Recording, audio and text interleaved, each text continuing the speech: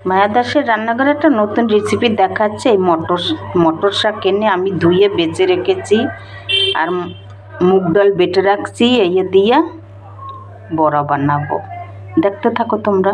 দেখো মটর শাকটা কেটে নিয়েছি, এবার এতে ডালটা ঢেলে দিলাম। তারপর এতে দিয়ে দেবো একটু কাঁচা লঙ্কা, একটু জিরা, একটু জোয়ানবি দিয়ে দিলাম, একটুখানি হলুদের গুঁড়া দিয়ে দিলাম। তারপরে এই যে দেখো স্বাদ মতো নুন। এবারে ভালো করে মেখে নেব। একটুখানি লাল লঙ্কার গুঁড়া দিলাম, কালারটা ভালো আসবে। এবারে আমি ভালো করে এটাকে মেখে নেব।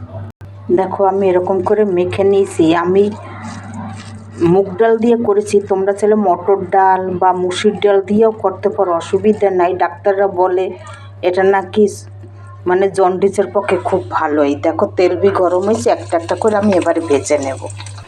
দেখো আমার মটর শাকের বড়া কি সুন্দর হয়েছে। আমার রেসিপিটা যদি ভালো লাগে তোমরাও বানাই খেয়ে দেখবে, আর আমার একটা লাইক দিও, ভিডিওটা সাবস্ক্রাইব করে দিও, আর দেখতে থাকো। দেখো আমার ভাজা হয়ে গেছে, এবারে নামাইয়ে দেবো। এই দেখো, এই দেখো, দেখো একটু সস নাও আর খাও, কি সুন্দর কুরকুরে হয়েছে। দেখো এই যে সস লাগাইয়ে খাও, ঘরে বানিয়ে একবার খেয়ে দেখবে।